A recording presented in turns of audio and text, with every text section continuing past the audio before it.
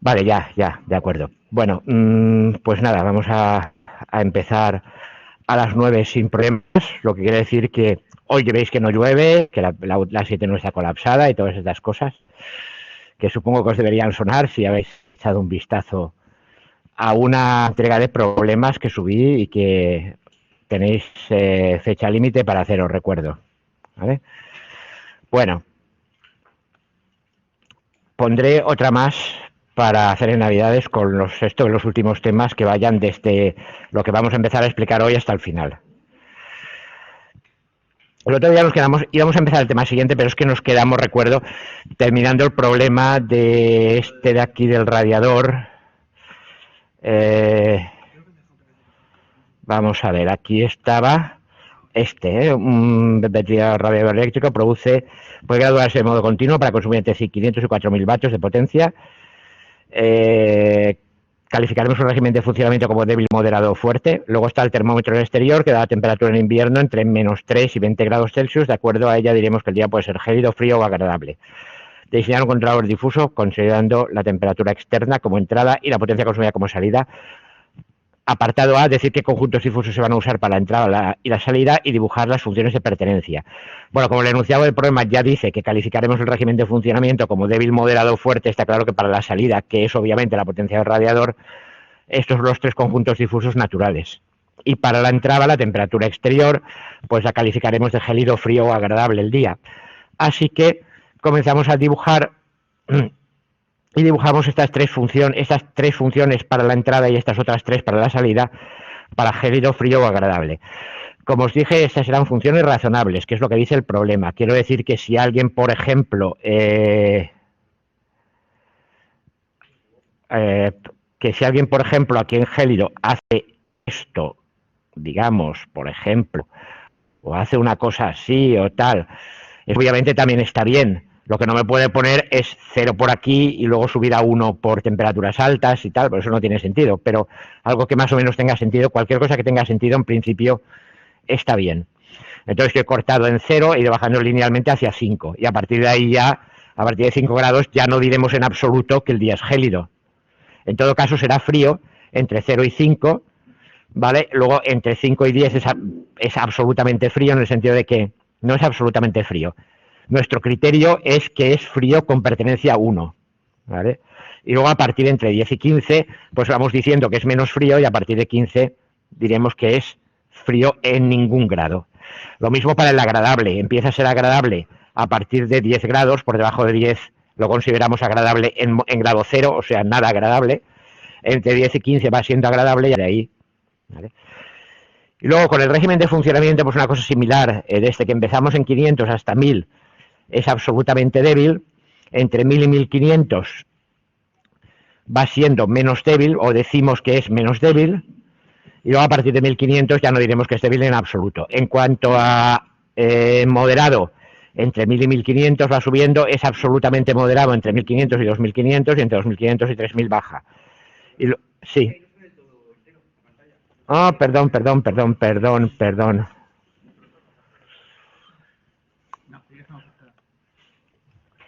¿Cómo? Sí, es cierto. A ver, pero un momento. ¿Por qué?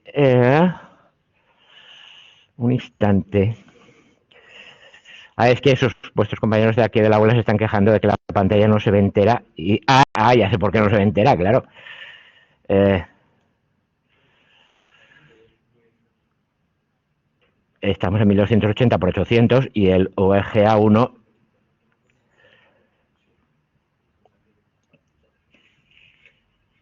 Esto no puede ser. Esto no puede ser.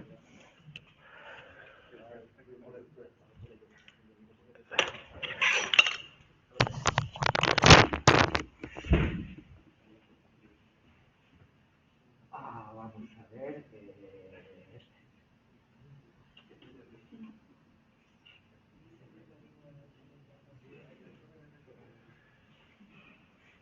Que debería darme más resolución. Un instante.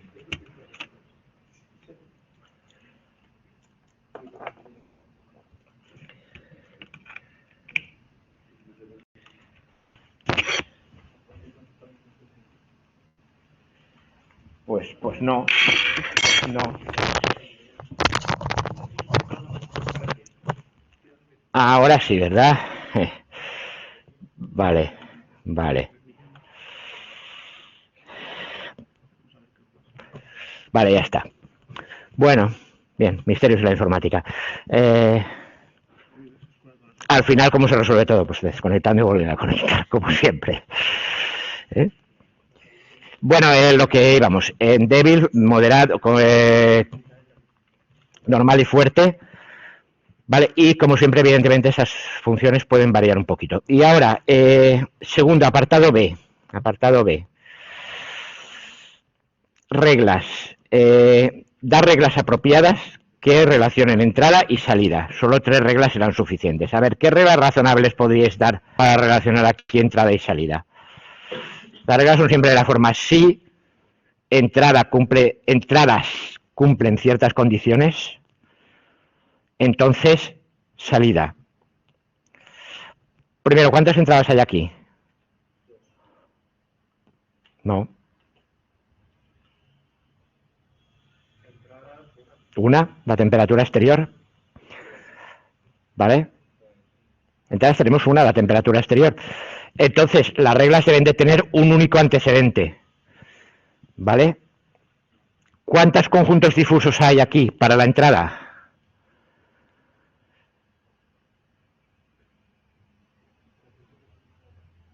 3. Entonces, evidentemente, debemos tener 3 reglas para cada uno de los posibles casos que tome la entrada. Si tuviéramos 2 entradas, cada una con 3 reglas, tendríamos 3 por 3, 9 para cada combinación posible. Y así. Que era el caso de la autopista. ¿Vale? Entonces, regla 1. A ver, ¿qué diríamos? If. ¿Qué?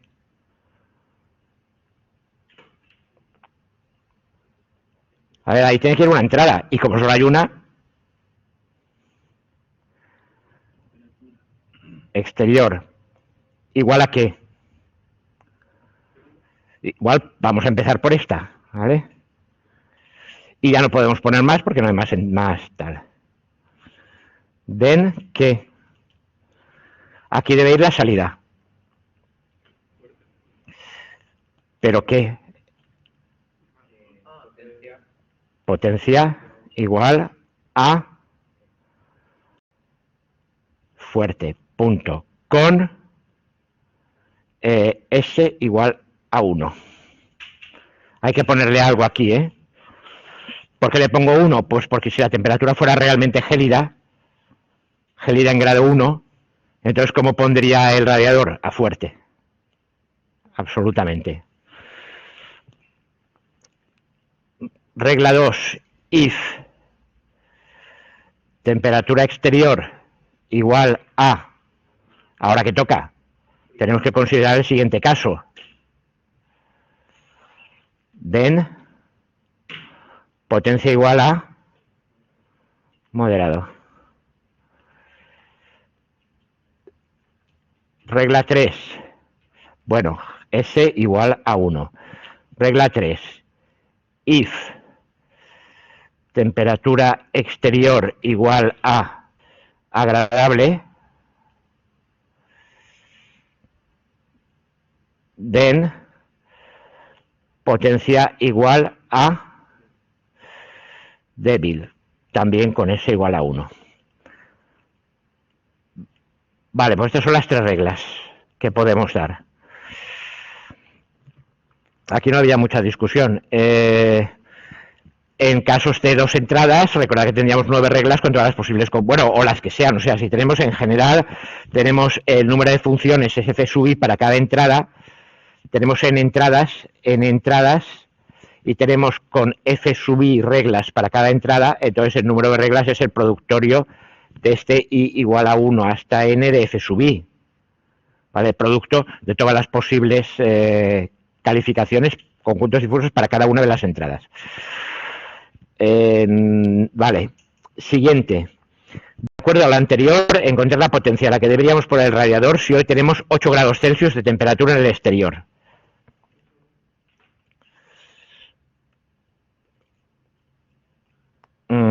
C, esto era apartado B. Vale, C. Temperatura exterior hoy es de 8 grados Celsius. ¿Qué hacemos entonces?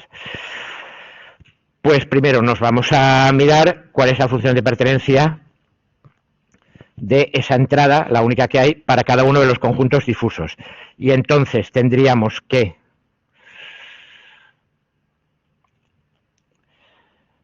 cinco, 10, 8 grados, 8, ¿vale? Estamos aquí. Y entonces subimos y tal, ¿y qué nos queda? Con temperatura de 8 grados nos queda que mu gélido para 8 grados, ¿cuánto vale?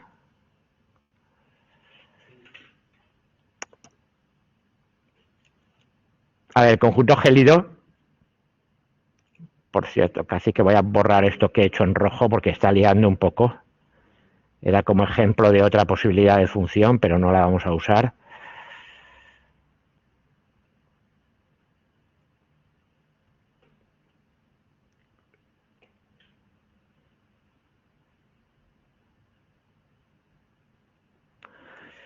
Vale. ¿Cuánto vale para gélido? 0, obviamente.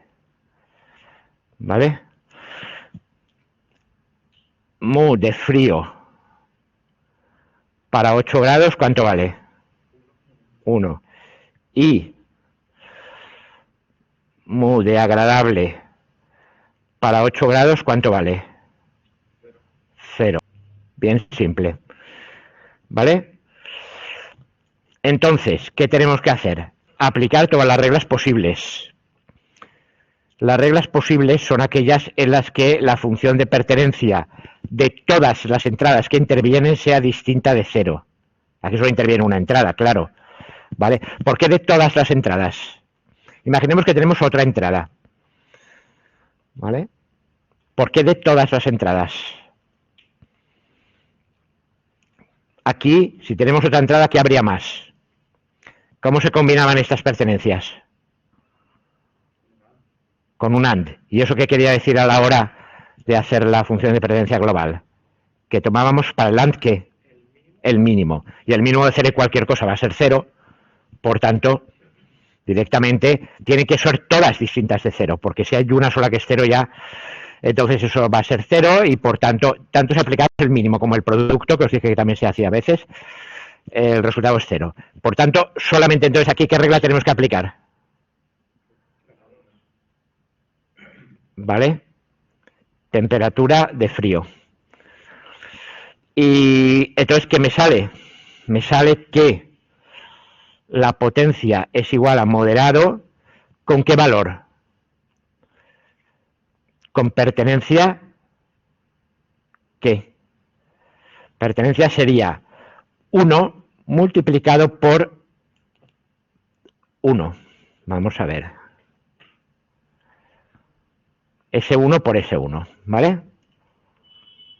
Estoy multiplicando la función de pertenencia que me ha salido de los antecedentes, que sería el mínimo de todas ellas.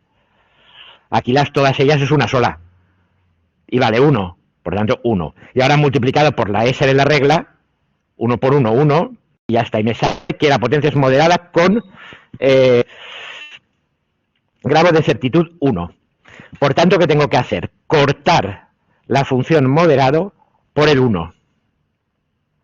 Entonces, 1. Entonces, corto las funciones de la salida, que en este caso es una sola, por 1.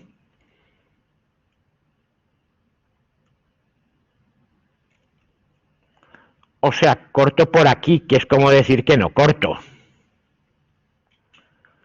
Pero podría cortar, ¿vale? Por 0,8 o por lo que fuese si me hubiera dado otra cosa. Como solo estoy aplicando la función de esta, que, a ver qué resultado me queda. ¿Qué figura me queda? La función moderado y hasta arriba porque no la he cortado por nada. ¿Vale? Esa es la única figura de salida que me queda para hacer el centroide. Y ahora, de fasificación, ¿cuál es el centroide? ¿Dónde está el centroide? ¿Tenemos que aplicar fórmula? La figura es simétrica, ¿vale? Entonces, ¿dónde va a estar necesariamente? Pues empieza en 1000, acaba en 3000, ¿vale? 1000, 1500, 2000, 2500, 3000, pues queda justo en 2000, ¿vale? Centroide en 2000 vatios. Y ya está. Y la solución es que hay que poner el radiador hoy a 2000 vatios. Queda demasiado sencillo. Pero bueno, en prácticas vais a hacer con varias entradas. De hecho, cuando son varias entradas y tal, para eso se usa software. Y ya está el software hecho para que vayáis poniendo las reglas y probando cosas. ¿Vale? Pues fin del problema este. Y vamos a empezar con el tema siguiente, el tema de aprendizaje. A ver, primero, ¿qué es esto del aprendizaje y por qué hace falta? Bueno, hasta aquí todas las aproximaciones posibles a la representación del conocimiento y a la inferencia.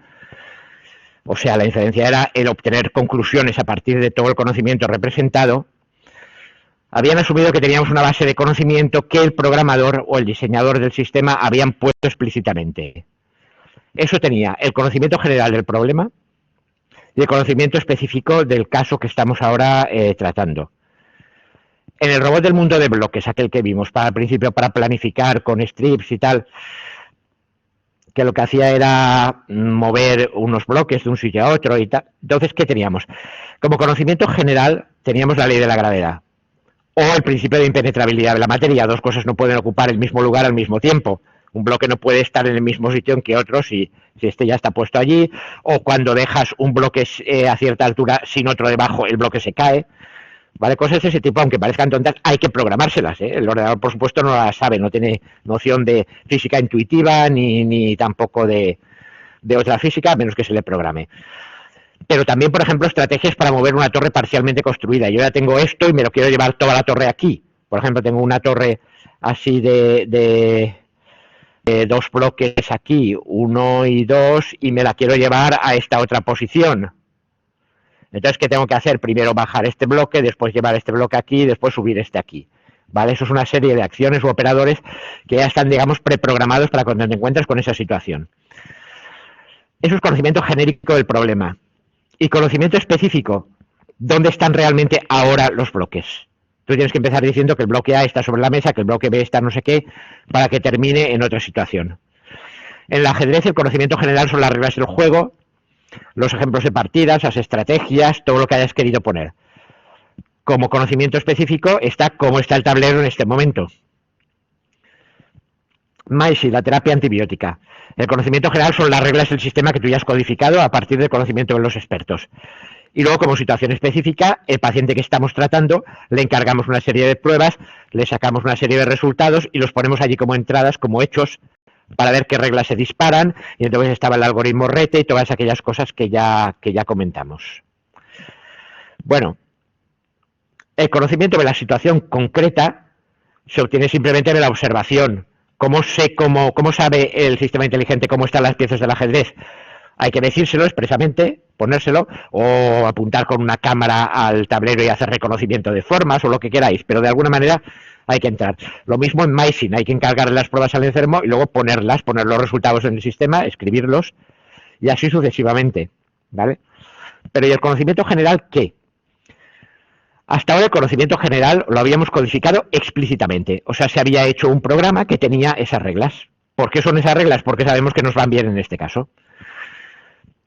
Y había que programarlas en el formalismo elegido. Si se trata de conocimiento complejo como causas y consecuencias en medicina, había que recurrir a expertos. En el mundo de bloques, en realidad cualquier persona sabe que algo dejado en el aire se cae, cualquiera puede inferir que para mover una torre con tres bloques, primero hay que quitar el de encima y después hay que quitar el del medio y así. Pero cosas como la medicina, pues evidentemente hay que tener un conocimiento experto, también años de experiencia, a ser posible, aparte de haberse estudiado lo que sea, y entonces no hay más remedio que entrevistar explícitamente a los expertos y preguntarles acerca de qué saben sobre aquello y codificarlo como reglas.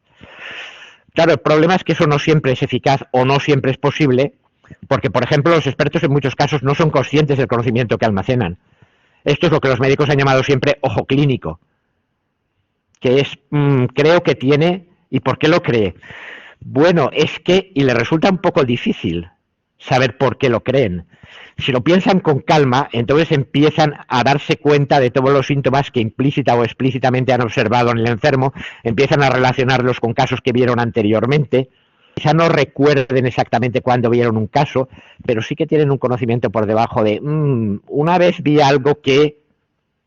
Esto nos pasa a todos en casi cualquier ámbito del conocimiento, o sea que muchas veces no son conscientes exactamente de cuánto conocimiento están almacenando. Luego el conocimiento tampoco se adapta a los métodos de conocimiento escogidos, como proposiciones o reglas o cosas así. Entonces le dicen, bueno, pues entonces tened la regla que usted ha usado para... No, regla, a ver, yo veo que es esto, pero no lo puede formular una regla, pues sí, si le apretas mucho, al final termina formalizándose en algo más claro, pero no es sencillo. También los expertos no son muchas veces capaces de abstraer ese conocimiento porque funcionan de un modo, ya os digo, empírico o intuitivo. Y luego hay casos peores todavía en que ni siquiera existen expertos en ese dominio particular porque se trata de un problema nuevo. Era el caso aquel del sistema experto para configurar ordenadores complejos, los BACs. Aquel que os comenté que si tuvieron que hacer un sistema experto expresamente. Hombre, había expertos que eran los diseñadores del sistema, pero muy poquitos prácticamente, eran las pocas personas que habían diseñado aquello. Además, cada uno había hecho una parte, o sea que nadie tenía todo el conocimiento completo. ¿Qué hacemos? ¿Qué hacemos? Estaría bien tener algoritmos que a partir de la observación de muchas instancias, que son ejemplos de casos, pudieran extraer y formular de modo codificado el conocimiento que los expertos no tienen o no saben formular. Es decir, yo cojo muchos casos, en el caso de la medicina, voy y cojo montones de enfermos, cada uno de ellos apuntando todos sus síntomas y todas las pruebas que se le han hecho, el tratamiento que se le aplicó y el resultado que se obtuvo.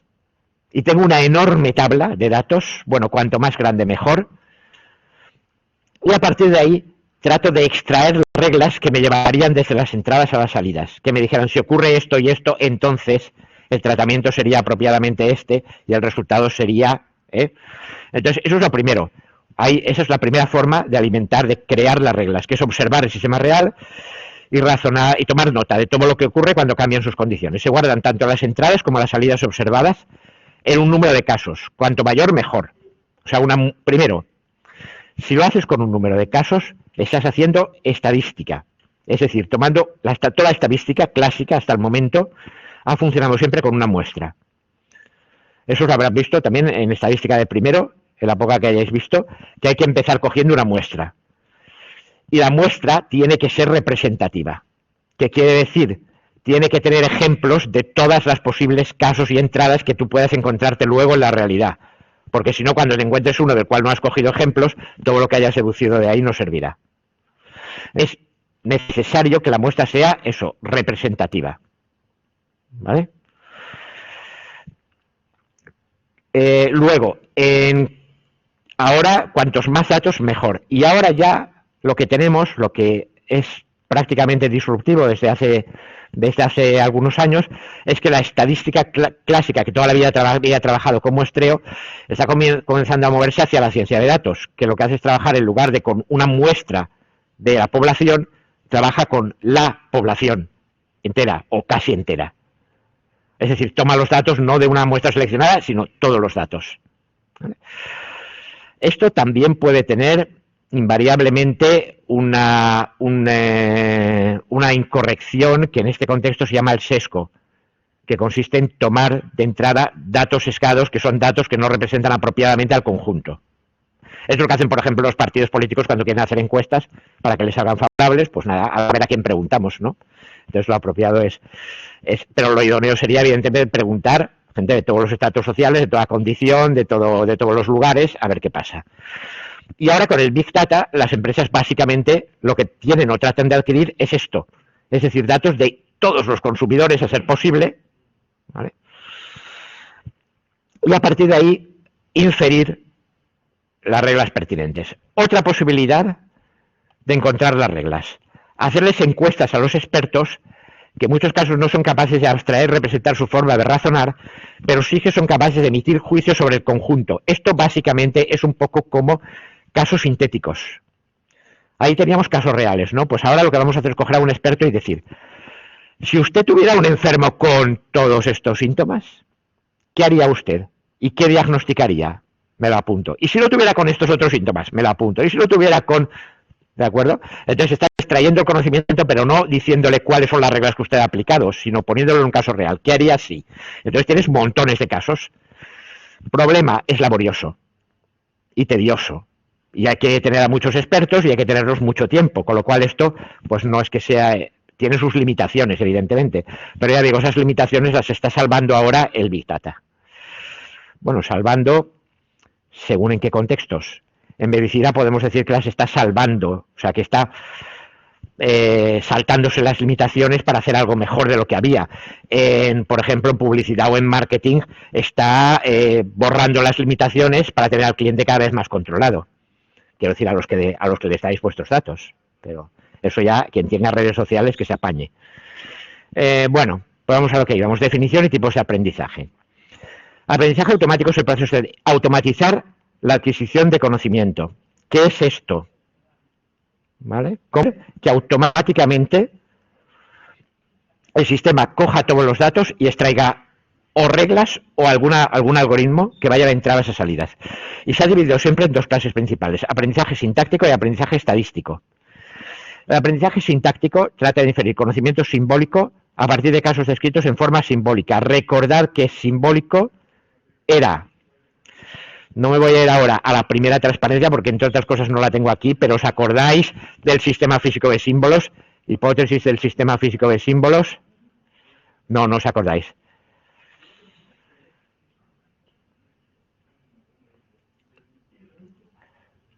Nunca pongo en el examen cosas de estos primeros temas y me lo estoy pensando.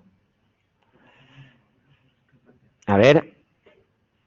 El mundo en un estado, aquí teníamos el tiempo, aquí el mundo en un estado futuro, aquí estaba el modelo simbólico, aquí razonamiento sobre el modelo y la predicción sobre el estado del mundo. Aquí teníamos símbolos que eran estados en la memoria que representan o apuntan a entidades del mundo real.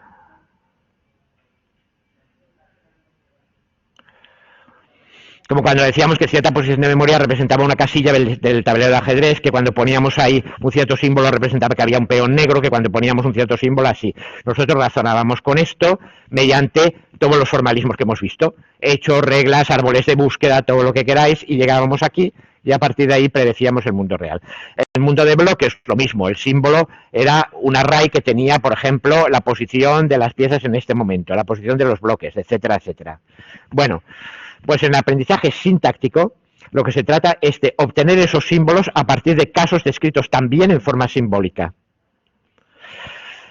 El aprendizaje estadístico, que lo vamos a ver a continuación, bueno, cuando acabemos este tema, que será la siguiente clase, hay que clasificar entidades en el llamado problema de clasificación o encontrar la salida correcta de un sistema a partir de ejemplos. Ahí lo que tengo es simplemente un montón de datos en forma de una tabla en el aprendizaje estadístico. Voy a terminar teniendo... En el aprendizaje estadístico voy a terminar teniendo una tabla de caso 1 y aquí valor 1, valor 2, valor 3. ¿Qué va aquí? Pues aquí puede ir, por ejemplo, el peso, aquí puede ir la estatura, aquí puede ir el nivel de glucemia, que es la medida al paciente. Aquí va a haber un montón de cosas y aquí tengo una salida. Por ejemplo, ¿es diabético?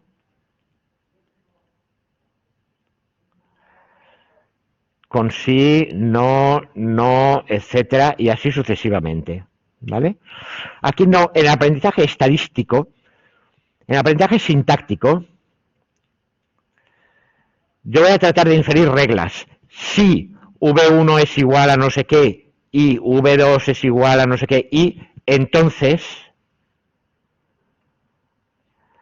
diabético o no.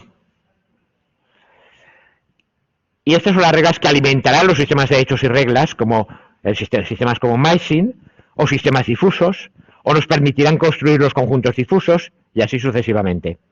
Bien, en el aprendizaje estadístico, ¿vale?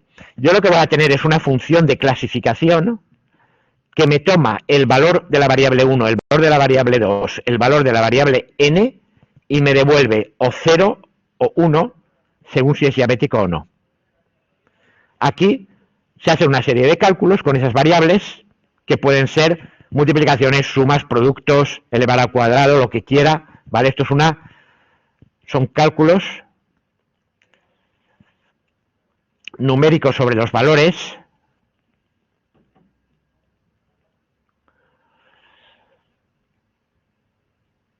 y esto me devuelve un 0 o un 1. A ver, este se llama el problema de clasificación. También hay algo que se llama la aproximación. Este problema hay otra variante que se llama la función de aproximación, que es cuando aquí no tengo dos o más categorías, sino que tengo una función continua. ¿Esto qué sería? A ver que se me ocurra cualquier ejemplo válido. Sí, por ejemplo, tú tienes aquí variables del sistema económico, ¿vale? Y aquí lo que tienes una cartera de inversión, por ejemplo, invertida en tal, tienes aquí una serie de cosas como variables del sistema económico y las cotizaciones de las cosas en que tú tienes tu cartera, y aquí te saldría la cantidad que esperas ganar este año. Es decir, que va de un montón de valores, normalmente numéricos, en otro valor numérico. Por lo cual lo que tú estás aproximando en este caso sería una función de ¿qué? De Rn en R. Que dado un vector de n números reales, te devuelve un valor real. ¿Vale? Cuando aquí lo que tienes es solamente 0 o 1, o sea, un clase u otra, o bien tienes 3 o 4 clases, a lo mejor puedes hacer, no sé, clasificando color en una imagen, y puedes obtener cosas como rojo, verde, azul, aunque haya muchos más colores y muchos más matices, al final quieres clasificar en 3 o 4. ¿Vale? Entonces, cuando queremos clasificar en 3 o 4 clases, tenemos un problema de o en 2 tenemos un problema de clasificación. Y cuando no, tenemos un problema de aproximación, cuando es una función continua.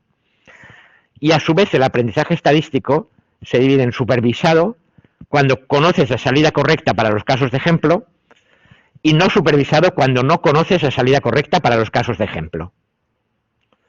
A ver, en el que os acabo de poner, se supone que tú al final sabes si cada uno de los pacientes era o no era diabético. ¿Vale? Y entonces con eso alimentas al sistema y obtienes la función en cuestión de clasificación. ¿Podría no saberlo? Sí, podría no saberlo. Pero entonces si no lo sé, ¿qué hago? Entonces lo único que puedo hacer ahí es simplemente clasificar. Es decir, ¿se os ocurre algún ejemplo de clasificador no supervisado? El problema de un clasificador no supervisado es que yo no sé exactamente en qué clases me va a quedar dividida la cuestión. Entonces, ¿qué hago? Suelto los datos y dejo que el sistema opere para decirme cuántas clases hay. Una vez me lo haya dicho que esto es una clase, entonces soy yo el que tendré que mirar y decidir a qué entidad del mundo real o a qué clase de objetos en el mundo real corresponde. Porque el sistema no lo sabe. Solo sabe que un montón de entradas se parecen entre sí y que por tanto forman un grupo. Entonces esto, por ejemplo, me lo clasificaría en un montón de enfermos y otro montón de enfermos. Y ahora es cuando yo voy y miro y me doy cuenta de que todos ellos tienen problemas de diabetes, o casi todos los de este grupo. Y los otros no. Entonces ya sé que me ha clasificado en diabéticos o no diabéticos, pero eso ya lo miro yo luego. ¿Vale? hábitos de consumo. ¿Para qué cogen los sistemas toda vuestra información cuando navegáis por ahí por la red en modo no anónimo y todas estas cosas? Pues esencialmente coge toda la información de los tal y los clasifica en grupos. Y entonces ve que los de este grupo, pues esencialmente, ¿qué han comprado más? ¿Qué páginas han mirado? Ah, entonces este grupo probablemente son personas jóvenes aficionadas a tal tipo de música.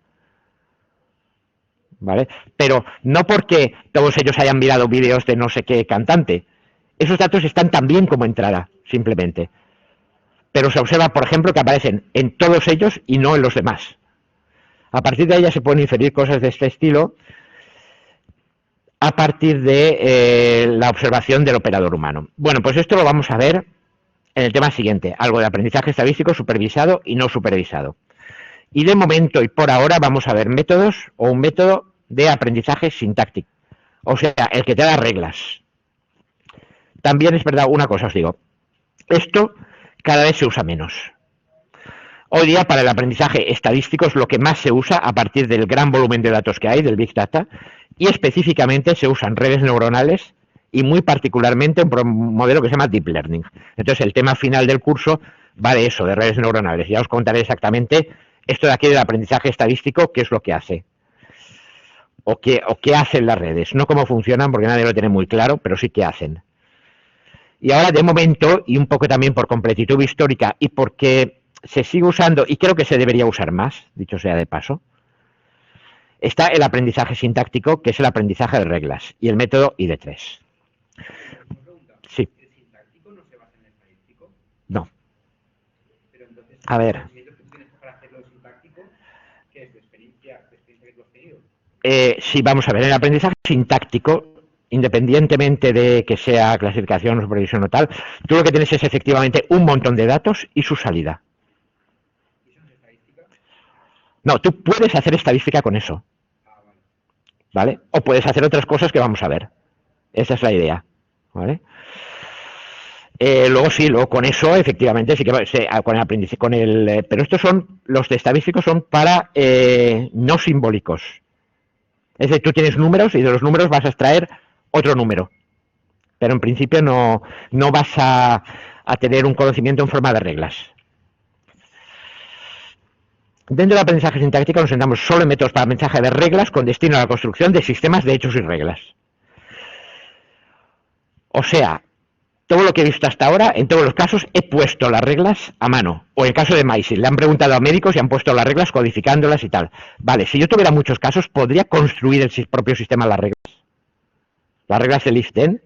De eso se trata. Se puede con un método llamado el ID3 de Quillan. Hay otros métodos como los de Michalski o Bere, etcétera, pero que no vamos a ver, y vamos a ver pues uno concreto que era el más sencillo. Y con esto se usan sistemas de... Luego, una vez tenemos las reglas, ya las podemos usar en los sistemas basados en hechos y reglas con o sin incertidumbre, o en sistemas difusos, o inspirarnos en esas reglas para construir las reglas del sistema difuso. Bueno, pues ID3 sirve para construir las reglas, un sistema de hechos y reglas. Restricciones. Tanto los antecedentes como el consecuente son de la forma atributo igual valor. ¿Qué es lo que hemos estado viendo todo el rato? Yo tenía algo y podía ser pues medio, grande, pequeño, etcétera. Y podía tener varios valores. A cada uno de los atributos, que era una variable de entrada, podía tener una serie de valores discretos. Pregunta, si la variable de entrada fuese numérica, ¿qué tengo que hacer?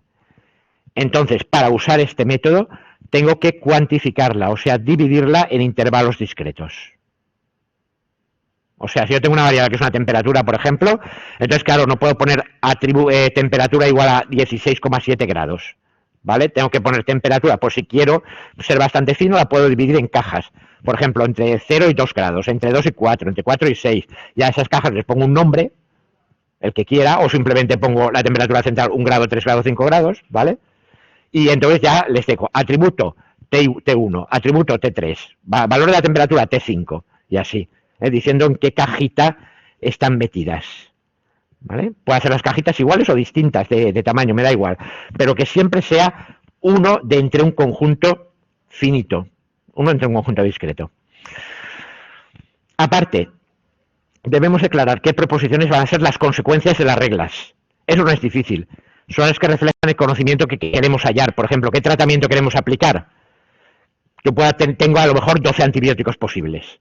Pues entonces, claro, el resultado será tratamiento igual a antibiótico 1, tratamiento igual a antibiótico 2, tratamiento igual a antibiótico 3, etcétera. Podría también considerar una combinación de varios de ellos. Entonces, todas las combinaciones válidas, por ejemplo, tratar con este y este, las pongo también como salidas.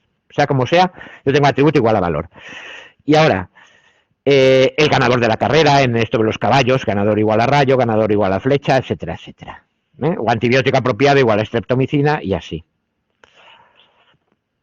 Vale. Para llegar a cada una de estas conclusiones, ¿cuándo llego yo a esta conclusión final? Pues cuando ciertos atributos han tomado ciertos valores, obviamente.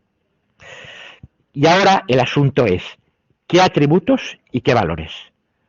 Si sé qué atributos y qué valores, tengo la regla. Porque la regla es, si atributo no sé qué, toma tal valor, entonces hacer tal cosa. Así que inferir una regla implica saber inferir regla es equivalente a saber qué atributos usar y qué valores deben tener.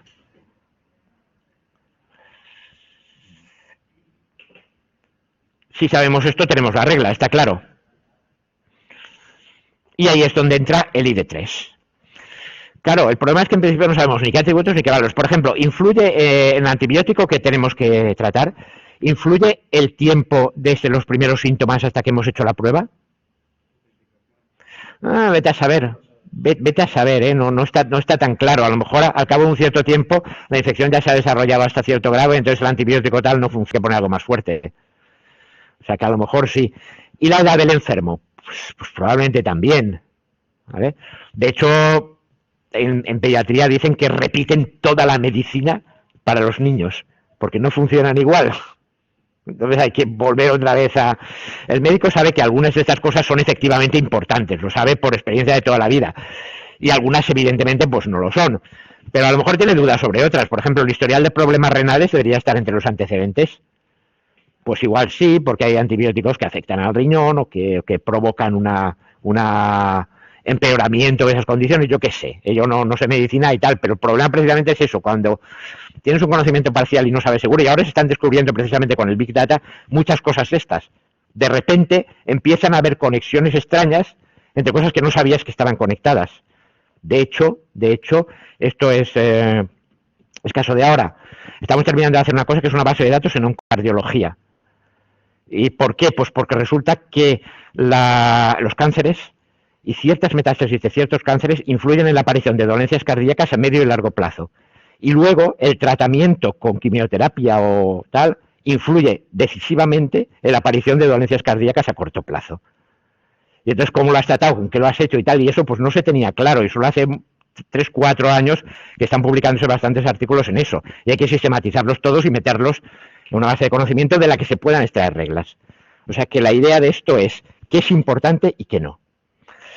El objetivo de ID3 es precisamente determinar qué pares atributo-valor son influyentes y en qué medida lo son, mirando muchos casos de antes. Esto lo hará construyendo lo que se llama un árbol de clasificación. Árbol de clasificación. Es un árbol que tiene como hojas valores para los atributos de las conclusiones finales, o sea, las que aparecen en el consecuente de las reglas. Teníamos if, antecedentes, then, consecuente, que es, por ejemplo, normalmente atributo igual valor, claro, por ejemplo, antibiótico igual a streptomicina. Pues eso tiene que ser una rama del árbol. Bueno, una rama no, una hoja, ¿vale? Esto, antibiótico igual a streptomicina, antibiótico igual a tetraciclina, antibiótico igual a no sé qué. Esto tiene que estar al final del árbol. Y aquí en medio, en los nodos, ¿qué tiene que haber? Tiene que haber atributos y valores de los que aparecen en los antecedentes. Esta es la idea. Un mismo atributo de un mismo valor puede aparecer en varias hojas, ¿eh? O sea, es posible que yo llegue hasta tratamiento antibiótico igual a streptomicina no solo en una hoja, sino en varias. Hay varias líneas de razonamiento. ¿Esto qué significa? En los sistemas expertos y sistemas de hechos y reglas, vimos que había varias reglas que tenían la misma conclusión. No es ningún problema. Puede ser que si se da esto, tengamos este hecho, y si se dan otras cosas, pues también tengamos que tratar de esa manera. Luego, en las ramas, los nodos de las ramas, estos son los nodos hoja, ¿vale? Aparecen en el consecuente de las reglas, y entonces aparecen como hojas. Y ahora, como nodos que forman las ramas, tendremos atributos y valores de premisas, que aparecen como antecedentes. Ahora lo mismo, el mismo atributo puede aparecer y ahora en varios nodos, pero no con el mismo valor en nodos hermanos, que quiere decir, si yo tengo atributo igual a no sé qué valor, y ahora hallo otro atributo 2 igual a v sub a, atributo 2 igual a v sub b. Esto no pueden ser iguales, tienen que ser distintos. Al mismo nivel tú tienes un atributo, ¿vale? Y tienes varios valores. Y ninguno de ellos puede ser el mismo. Porque esto lo que te viene a decir es, si el atributo 1 era este valor, ahora miro el atributo 2, que puede tener este valor o este o este o este. Sí, el mismo. No, no puedes. Al mismo nivel, como hijos de la misma rama. O sea, todos los nodos hermanos tienen que ser el mismo atributo con distintos valores. Temperatura, por ejemplo, vale. Claro, claro, claro.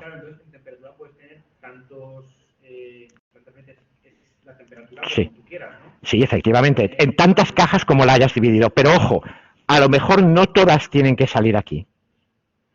Y ahora lo veremos. Las que salgan tienen que ser distintas, porque o entras por esta rama o entras por esta, pero no vas a entrar por las dos a la vez. Y ahora, cuando tengas aquí, por ejemplo, aquí tendrías que, ¿esto de qué ha venido? Esto es atributo 1 y esto ha venido de atributo 1. Aquí has decidido sobre atributo 1, que tenía por valor v sub x, y aquí atributo que tenía valor v sub y. Entonces tú has decidido, vale, el atributo 1, ¿qué valor tiene? ¿V sub x o v sub y? V sub x, me voy por aquí. Y ahora miro el atributo 2, ¿qué valor tiene? V sub b, me voy por aquí. Y así terminaré llegando hasta un nodo hoja que me dará la conclusión. Pero tú puedes llegar desde, por ejemplo, desde AT2, AT2 igual a VA y AT2 igual a VB, ¿puedes llegar a un mismo nodo? Sí, vamos a ver, y ahora efectivamente, imagínate que atributo 2 igual a VA y atributo 2 pregunta, ¿puedes llegar a la misma hoja, quieres decir? Sí, sí, sí, podrías llegar, aquí podrías tener más y tal, y al final tener una hoja que fuese igual. Sí, sí, sí, efectivamente, las hojas aparecerán, una misma hoja puede aparecer como resultado de varios. No, y los nodos también se pueden repetir, pero si no son hermanos. Lo que quiero decir, atributo 1. Exactamente, atributo 1. Ahora aquí miro atributo 3. ¿Vale? Tal. Y ahora aquí resulta que decido mirar atributo 2. Otra vez. Claro, puedo volver a tener, y puedo volver a tener VA. Porque el hecho de que tenga el valor VA aquí y el que tenga el valor VA aquí, no, sí que tiene que ver, pero aquí hemos llegado con otra combinación de los demás atributos. O sea que al final vas encontrando combinaciones posibles. Esta es la idea de un árbol de decisión. O sea, por eso se llama decisión. Primero, ¿qué atributo cojo? Pues miro los valores. Cuando ya he mirado ese valor, ¿qué otro atributo cojo? Miro los valores. Y así sucesivamente. ¿Vale? La elección que tengo que tomar en cada nivel no tiene por qué ser la misma. O sea, cuando he entrado por este nodo, no quiere decir que en el siguiente nivel, he entrado en el segundo nivel, por ejemplo, por temperatura. Y entonces el tercer nivel tengo que entrar por densidad. No, depende de cada uno de los nodos hijo. O sea, no necesariamente... el árbol se llama de clasificación porque consideramos que los posibles valores del atributo conclusión dividen a los individuos en clases, cada posible enfermedad, quién es el ganador, etc. Dado un caso a partir de la raíz, comprobamos su valor para el atributo de primer nivel. Y según sea, entramos por una rama u otra. Luego comprobamos el atributo de segundo nivel y ahondamos en cierta rama y así hasta llegar a un nodo hoja, que nos dice el valor del atributo conclusión, lo cual lo asigna a una de las posibles clases, con lo cual al final lo tienes clasificado. Como ejemplo, sean los siguientes atributos con sus posibles valores. Supongamos que yo tengo un atributo alfa con valores A1, A2, A3, otro atributo beta con valores posibles B1 y B2, y un atributo gamma con valores C1 y C2. Y luego el atributo conclusión C mayúscula, que puede ser true o false. Un posible árbol de clasificación podría ser este. A partir del origen, comienzo mirando el atributo beta. Si tiene valor B1, entro por aquí. Si tiene valor B2, entro por aquí. No puede tener ningún otro valor. Vale, luego ahí tengo dos ramas. Imaginando que el atributo beta tuviera el valor B1, yo miro ahora el atributo alfa, que puede ser A1, A2, A3. Y entonces entro por aquí. Si beta tuviera el valor B sub 2, miro también otra vez los valores de alfa. Pero no necesariamente, a lo mejor podría empezar aquí por mirar los de gamma. ¿Quién sabe? Eso es lo que el método va a determinar, ¿eh? Y ahora, a partir de aquí, si alfa tiene A1, entonces gamma puede ser C1 o puede ser C2. Al final, en rojo o en azul, he puesto los nodos hoja. Con un valor de C que puede ser true o false. No. El árbol está expresando de modo compacto 9 reglas. 1, 2, 3, 4, 5, 6, 7, 8 y 9. A modo de ejemplo, he puesto estas dos, la R3 y la R8. Y si queréis, os dejo como ejercicio que escribáis las otras 7 que quedan, que son obvias. ¿Vale? Bueno, pues simplemente porque no me cabían y que como ejemplo ya es suficiente. ¿Vale? Pero efectivamente, cada nodo hoja genera una regla. Y cuando os ponga un problema de estos para hacer, o en el examen o lo que sea, al final querré que pongáis las reglas que salen. Que escribáis explícitamente if no sé qué, entonces no sé qué, vale, o sea que estas reglas hay que terminar escribiéndolas una vez construido el árbol. Y es muy obvio, miras el nodo, son las hojas que te quedan y cada nodo hoja es una regla. Sí.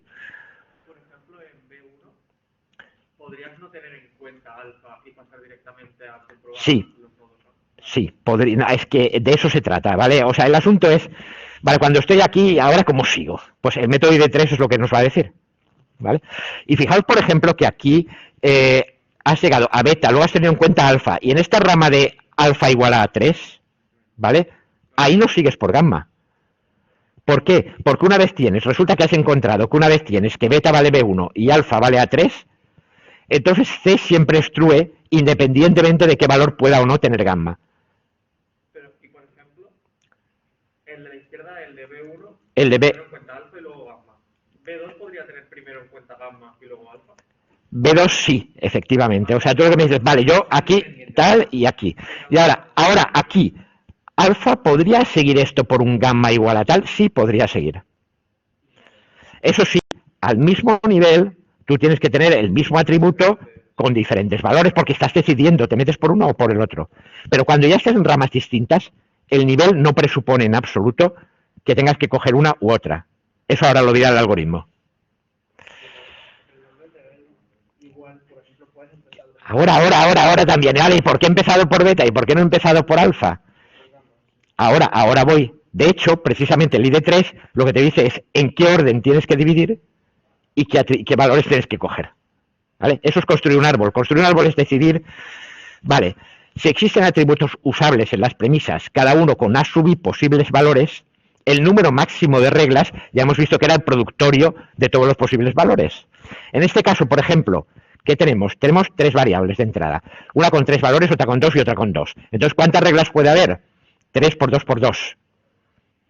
¿Vale? Aquí en este árbol solo nos salen 9, pero en principio podrían habernos llegado a salir hasta 12. ¿Por qué? Porque a lo mejor esta de aquí yo podría haber seguido dividiéndola. Y si hubiera seguido dividiéndola en 2 más, pues tendría, ¿vale? Entonces, con todas las combinaciones posibles, al principio tengo hasta 12. Pero no necesariamente deben existir todas esas reglas. En ciertas ramas puede no ser necesario verificar todos los atributos porque los ya verificados son suficientes para clasificar bien. O sea, llega un momento en que digo, ya no sigo mirando más atributos por aquí porque con todo lo que sé hasta ahora, ese atributo ha dejado de ser relevante. Es más, podría darse el caso extremo de que encuentre al final que un cierto atributo no era relevante en ninguna rama. Y haremos algún ejemplo también. Construir uno de estos árboles de clasificación, que es eso que preguntaba vuestro compañero, es decir, ¿en qué orden se consultan los atributos? ¿Vale? ¿Por dónde empiezo? Y cuando una rama puede concluir en nodo, ¿cuándo dejo de consultar? O sea, ¿cuándo tengo un nodo que ya es nodo hoja, ya no sigo? Esto será a partir de una muestra suficientemente extensa y bien repartida de individuos que estén correctamente clasificados. O sea, yo tengo que tener, esto es aprendizaje supervisado, tengo que tener la entrada y la salida, y tengo que tener una muestra de individuos que sea buena, o sea, que esté bien muestreada por toda la población, que los haya de todas las clases, tipos y colores. O sea, con valores de los atributos, todos los posibles valores que pueden tomar. En este sentido se dice que ID3 es aprendizaje supervisado, porque tengo la salida, y la idea es construir el árbol con los casos conocidos y usarlo luego para clasificar nuevos casos. O sea, cuando tú ya tienes el árbol, ya lo tienes.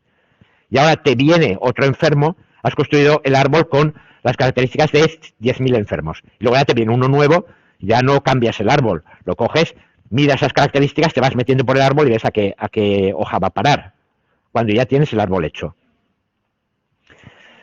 Y ese árbol hecho con estos valdrá para el otro solo si la muestra es representativa. Por eso os decía, cuidado, ¿eh? Luego te viene un caso que no tiene nada que ver con ninguno de los que has usado para aprender el árbol y claro, no va. Y esto en redes neuronales también pasa mucho, pero aquí por lo menos sabes por qué. Bueno, el antecedente del ID3 es un algoritmo más simple que se llama CLS, Concept Learning System, que sirve para clasificar en P clases. Que es lo siguiente, dar un conjunto de instancias conocidas, sea L igual a I. Si todas las instancias de L son de la misma clase, entonces crear nodo hoja y acabar. Claro, al final yo tengo todas las características y tal, y al final de clasificarlo y tengo un montón. Pues resulta que ese montón que me queda, esto es como decir, si todo el montón que tiene B igual a B sub 1 y A igual a A sub 3 son de la clase true, entonces ya no sigo. O sea, cuando he estado clasificando por ciertos atributos y obtengo que el resultado pertenece todo a la misma clase de salida, ya no tengo que seguir mirando más atributos. Eso es nodo hoja. Por ejemplo, en ese árbol significaría que en A igual a 3, su C1 y C2 de...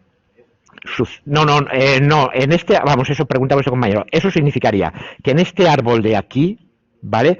Cuando beta es igual a B1 y alfa es igual a A3, entonces todos son true y me da igual si gamma vale C sub 1 o si vale C sub 2. Puede ser, y es posible, que todos los que hay aquí tengan gamma de C1, o que todos tengan gamma de C2, o que algunos tengan una de cada clase, pero me da igual. Porque lo que sé es que su salida es para todos true. No sigue porque la información que le queda no serviría más para dividir. Ahora voy, es que os tengo que explicar el ID3. A ver, las fórmulas de todo esto de dónde salen, ¿vale? Haces maximizando la entropía, esencialmente. Bueno, entonces, creo tal, selección. Y ahora, bueno, entonces, si todas son de la misma clase, pues ya tengo nodo hoja. Que no son todas de la misma clase, que he llegado hasta aquí y aún me quedan algunas true y algunas false. Entonces, selecciono un atributo con unos ciertos valores y creo n nodos hijos de decisión, cada uno con un valor. Luego particiono las instancias en los subconjuntos disjuntos de acuerdo a su valor para V y para cada uno vuelvo recursivamente aquí y vuelvo a hacer lo mismo. O sea, parto y luego de todo lo que me queda, este es mi nueva conjunto de entrenamiento. Vuelvo a crear el árbol y así sucesivamente. En el paso 1, aquí, la clave está aquí. Ahí es el experto el que decide qué atributo se debe seleccionar. Bueno, pues la mejora que introduce ID3 es una regla heurística para decidir cuál es el atributo que toca seleccionar ahora. Dicha regla está basada en ver qué atributo divide mejor al conjunto L que en este momento toca dividir. El algoritmo no retrocede, una vez elegido el atributo mejor, sigue y no vuelve atrás para reconsiderarlo, incluso si posteriores divisiones mostraran que debiera haber sido otro. Los árboles de clasificación funcionan así. Vale, pues son las 10 en punto. Vamos a dejar 5 minutos y ya pasaremos directamente al ID3.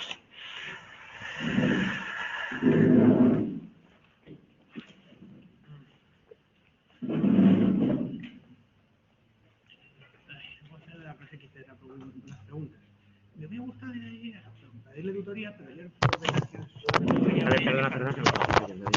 que si no le puedo hacer el caso, me gustaría hacerle unas preguntas. Porque quería haber ido ayer a su tutoría, pero yo ayer a la tutoría estaba en Valencia.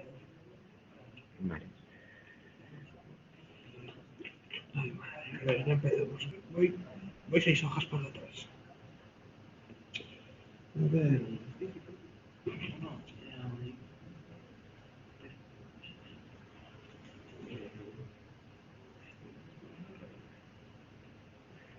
D. Y de 3.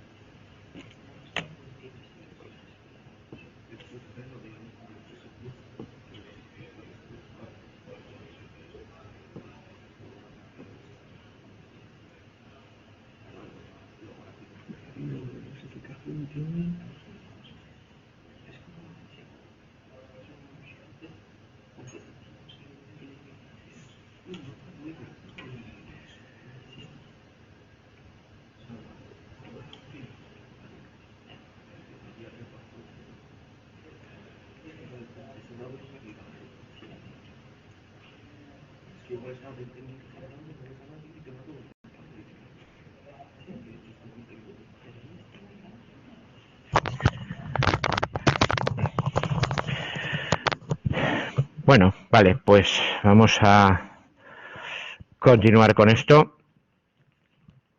Y el problema, hemos visto, estaba en seleccionar qué atributo le toca ser usado. El método de selección del atributo se usa en ver cuál de ellos aporta más información, o sea, que implementa más el contenido informativo del conjunto que clasificas respecto al que tenía antes. El contenido informativo, ya os lo comenté en otra ocasión, se mide por la entropía. Notación. Yo tengo esto de aquí, que es el conjunto de muestras de entrenamiento, de casos que he cogido. ¿Qué es un caso de estos? ¿Qué es una muestra de entrenamiento?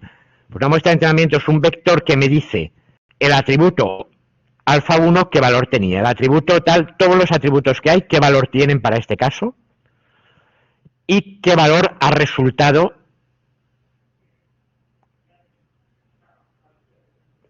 para ese caso concreto.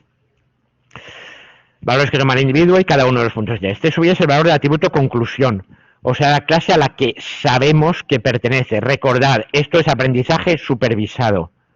Yo tengo una muestra correctamente clasificada y sé de qué clase es cada uno. Supongamos que hay un número C sub C de clases distintas. Al final. Aquí en el ejemplo este que os he puesto, el número de clases sería 2, true y false. Pero podemos tener muchos otros, como en el ejemplo de Mycin, pues 10 o 12 antibióticos posibles para clasificar, para recetar. Bien. Tenemos una muestra, en un cierto nodo tenemos una muestra de NP. O sea, en el nodo inicial los tenemos a todos, ese NP son todos. En cualquier nodo intermedio son los que han llegado hasta ahí. Pues bien, si tenemos valores distintos para la clase C, la entropía de esa muestra se define como la suma desde C igual a 1 hasta C sub C de la probabilidad por el logaritmo de la probabilidad. Aquí debería haber escrito quizá la suma para C igual a 1 tal que P sub C sea distinto de 0, ¿vale? O sea, dada una muestra, la suma para todos los que, la suma para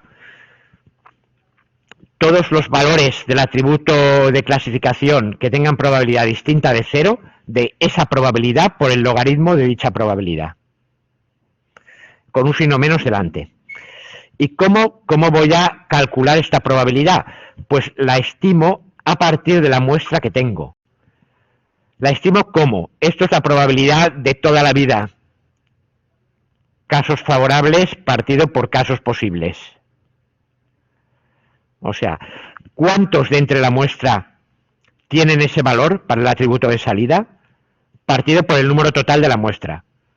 Si estoy en un nodo intermedio, pues los que me han llegado hasta ese nodo, después de haber cortado por tal, o sea, si yo estoy, a ver, cuando estoy aquí, los tengo todos, y entonces lo que hago aquí, es decir, vamos a ver, ¿cuántos son true y cuántos son false? Pues los que son true partido por el número de los que hay, es la probabilidad de true. Los que son false partido por el número de los que hay, es la probabilidad de false. Y entonces con eso estimo probabilidades y calculo la entropía con la fórmula. Ahora imaginemos que he llegado hasta aquí. Entonces, de entre todos los que tienen beta igual a b sub 1, ¿cuántos son true y cuántos son false? Bueno, eso ya, ahora exactamente, ahora veremos que son tal. Bueno, no porque no, tú aquí tienes cuál es la regla, pero no tienes la tabla de casos. Ojo, esto se hace, las probabilidades se estiman sobre la tabla de casos, ¿vale? Ahora lo vemos con un ejemplo. Entonces lo estimas como hash, siempre se lee como el número de. El número de i tal es que S sub i pertenece a NP y el valor del atributo C sub i es C, partido por el número total, ¿vale? I barra con se lee como número de individuos que cumplen la condición. Bien. Y ahora, supongamos que dividimos el conjunto usando cierto atributo que sea el atributo V. Por ejemplo, aquí en el árbol este, ¿vale? Yo habría calculado la entropía aquí, usando las probabilidades de true y las probabilidades de toda la muestra. Ahora, supongamos que cojo el atributo beta para dividir. Si cojo el atributo beta para dividir, de entre todos los que tienen valor B1, ahora es cuando me tengo que volver otra vez a calcular las probabilidades y las entropías. Y de entre todos los que tienen el valor B2, sus probabilidades y sus entropías. Y ahora entonces, la entropía al dividir por este atributo es la suma de la probabilidad de que exista ese atributo partido por la entropía de ese atributo, multiplicado por la entropía de ese atributo. A ver, me explico un poco. Aquí tengo una entropía total S. Ahora, divido por beta. Entonces, los que tienen B1 tienen entropía S1 y los que tienen B2 tienen entropía S2, calculada de la misma fórmula. ¿Cuál es la probabilidad de esto y la probabilidad de esto? Pues depende de cuántos tienen beta igual a B1 y cuántos tienen beta igual a B2. Entonces me calculo esta probabilidad de B1 y probabilidad de B2, multiplico y sumo. Y la entropía al dividir sería las entropías de cada una de las ramas multiplicado por la probabilidad de que esté en esa rama. Lo voy a ver con el ejemplo porque si no es difícil de entender, ya lo veo. Como antes, la probabilidad se estima como número de individuos dividido por el número total. Y hecho esto, me calculo el incremento de entropía, que es la entropía que tenía antes de dividir menos la entropía que tengo después de dividir. ¿Vale? ¿De dividir por qué atributo? Pues por el atributo beta. Y me calculo esto. Y ahora vuelvo a repetir todo, suponiendo que en principio y en el primer nivel, en vez de usar beta, hubiera usado alfa. O sea, imaginaros que aquí, en lugar de decidir que he cogido y uso beta, no, ahora voy a hacer alfa igual a alfa 1, alfa igual a alfa 2, alfa igual a alfa 3. Imaginemos que hubiera empezado dividiendo así. Me calculo de nuevo el incremento de entropía. Y luego con gamma. Y si hubiera empezado con gamma igual a gamma 1, gamma igual a... me calculo el incremento de entropía. El que dé mayor incremento de entropía, ese es el que hay que coger. Esa es la idea, ¿vale? Se calcula para todos los atributos posibles y se escoge el que da mayor incremento de entropía. A ver, ejemplos, un par de ejemplos. Este y el otro entero, porque si no, sea una muestra de observaciones que relacionan la situación actual de lluvia, el grado de humedad y el tipo de topografía. O sea que yo tengo como entradas alfa 1, que es la intensidad de la lluvia, que puede ser intensa, importante o baja. Luego tengo el grado de humedad del suelo, en este momento, en el momento en que empieza a llover, que puede ser empapado, húmedo o seco. Y tengo la topografía del terreno. Puede ser un terreno escarpado, un terreno suave o un valle llano, un prado llano, ¿vale? Plano. Y ahora el atributo conclusión son las clases en que clasificaremos una inundación con nivel de gravedad, inundación grave, inundación media e inundación nula. De modo que yo tengo que tener muestras de estas cosas. Y estas muestras, por ejemplo, he cogido 10 casos en los que han estas cosas y me ha apuntado qué es lo que pasaba y qué es lo que ha ocurrido. Repito, aprendizaje supervisado. Tengo la entrada y tengo la salida de cosas que ya me han pasado. Y me las apunto todas. Entonces hemos obtenido datos y construido con ellos una muestra de 10 casos. Por supuesto, para cada uno tienes también la gravedad real que implicó y los datos son estos. Caso 1 a caso 10, alfa 1, alfa 2, alfa 3 y la gravedad. Fijaros que los datos son muestras tomadas con aproximadamente la misma probabilidad de cada clase. Hay 4 de grave, ¿vale? 3 de medio y 3 de nulo. Y es importante que se tome una muestra de esa clase, que haya un poco de todo y que aquí también haya un poco de todo. Esto es una condición requerida para obtener un buen árbol de clasificación. Y además, en un problema real, el número de muestras n no son 10, son 10.000 o 100.000 o las que sean, ¿vale? Ahora con el Big Data casi os diría que es toda la población. Bueno, pues entonces ya tengo esto. ¿Cómo voy a construir un árbol de clasificación con estas muestras? Primero que nada, vamos a calcular la entropía inicial de la muestra. Bien, viendo los datos tenemos lo siguiente. Probabilidad de grave. ¿Cuántos tengo aquí? ¿Cuántos casos tengo en que fue grave? 4 de 10. ¿Cuántos en que fue medio? 3 de 10. ¿Y cuántos en que fue nulo? También 3 de 10. Luego yo tengo al final estas probabilidades. Probabilidad de grave 0,4, probabilidad de medio 0,3 y probabilidad de nulo 0,3. Eso era lo que hacía esta fórmula de aquí. Con esta notación tan extraña, al fin y al cabo es más simple de lo que parece. Es casos partido por casos posibles. Ya está. De modo que la entropía sería menos el sumatorio desde c igual a 1 hasta 3 de p sub c por el logaritmo en base 2 de p sub c. Menos 0,4 logaritmo de 0,4 más 0,3 logaritmo en base 2 de 0,3 más 0,3 logaritmo en base 2 de 0,3 que da 1,571 bits. Pero, a ver, el sumatorio de C1 hasta 3, Sí. ¿por qué te da menos 4? O sea, ¿por qué no te da 0,4? Porque vas sumando... ¿Cómo? Yo sumo probabilidad multiplicada por el logaritmo de esa misma probabilidad. Ah, vale. O sea, por cada uno de los posibles valores. Aquí sumatorio, vale. ¿Vale? Es un sumatorio de p sub c por el logaritmo de p sub c. Una cosa, aquí debería haber, pues ya os lo he dicho, para p sub c distintos de 0. Si algún p sub c es 0, ¿qué puede ser? Imaginemos que no hubiera habido ningún caso nulo y ahora veremos tal, entonces aquí tendríamos un 0, ¿vale? Entonces no puedes hacer 0 por el logaritmo de 0, ¿por qué? No da 0, no da 0. El logaritmo de 0 tiende a menos infinito, no está definido, ¿vale? Entonces es siempre la suma es para todos los que son pc distinto de 0. Si alguno es de 0, simplemente no se incluye en la suma. ¿vale? Entonces tú te calculas la entropía de esta manera. La entropía te da 1,571 bits. Que por cierto la entropía se mide en bits. Pero ¿cómo que en bits fraccionarios? A ver, o es un bit o son 2 bits, ¿no? No, no. Esto es una entropía media. Sobre toda una muestra. Ahora, a ver, para que os entendáis, vamos a ver. ¿Cuántos bits necesito para representar números entre 0 y 127? 7 bits. Vale, estos 7 bits. Entonces yo cojo una muestra al azar de números entre 0 y 127. ¿Eso quiere decir que necesito 7 bits en promedio?